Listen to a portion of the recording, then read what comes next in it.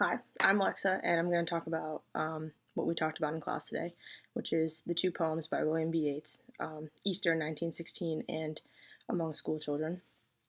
So, Easter 1916 is based upon Yeats' own experience with the Easter Uprising of 1916, and it highlights specific revolutionary leaders like MacDonough, McBride, Connolly, and Pierce, and also talks about Michael Collins, who was the leader of the revolution. And it just kind of, most of his poem highlights the passion for Irish roots and how they detested the English rule. And Yeats himself said he felt a little guilty because he thought that his poems and his poetry inspired people so heavily that it sent them to their death. Repeatedly in the poem, he repeats the line, "A terrible beauty is born," which kind of represented death being terrible, but freedom itself being the beauty. And Cheyenne definitely said a few times that um, the Easter Uprising was tragically beautiful, which I thought was actually a really great idea because definitely the death was the tragic part, but being apart from England was the beautiful part. And we also talked about one of the stanzas highlighted a stone analogy, which the stone represented the Irish passion because no matter what England threw at them, they didn't move and they didn't really budge on their passion. And the stream was symbolic for life. So the stone never moved, even though there was constant fighting and bloodshed. So also in one of the last stanzas, they used sleep as a metaphor for death. There was a lot of bloodshed during the Easter Uprising, so it kind of talked about how a lot of Irishmen lost their lives, but still kept the passion because that was what they believed in. Mike had mentioned the line in the last stanza, "To murmur name upon name, as a mother names her child when sleep at last has come." We discussed in class that this probably meant that so many Irishmen sacrificed their lives, and yet their names will never really be known because there were so many people who died that day. And like I said before, sleep was a metaphor for death. So many people died for the freedom of Ireland against the English.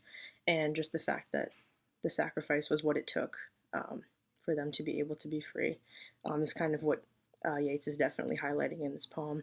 And Jessica tied in the terrible beauty is born stanza to the real Easter, like the Christian Easter, and how Christ's death was also tragically beautiful because he himself had to sacrifice his own life so that the people could be free. So I thought that was an awesome idea. I thought that was really cool. And it definitely highlighted um, the entire theme of Easter 1916. The second Yeats poem we discussed was Among School Children, which was Yeats writing about his experience as he visited a school.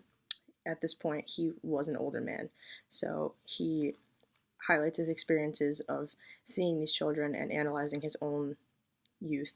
And he goes back and forth analyzing this little girl that he sees. And in her eyes, he sees his love for Maud Gonne, and kind of throughout the whole poem wonders if her youth, her education was the same. If during that time she had the same hopes and dreams as this child he's seeing currently. And he just talks a lot about his love for her and how he, no matter where he is always thinking about her.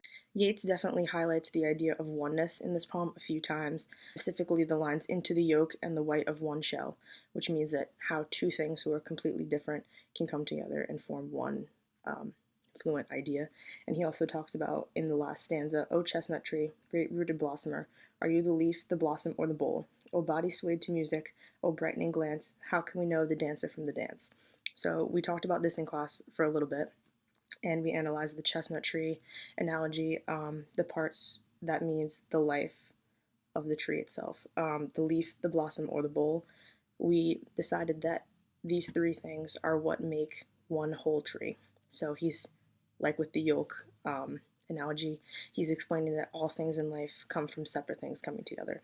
Yeats also talks about and mentions a few times Plato and Aristotle, and my conception of this was that even though these men are geniuses and they know a lot about life, knowledge does not stop aging.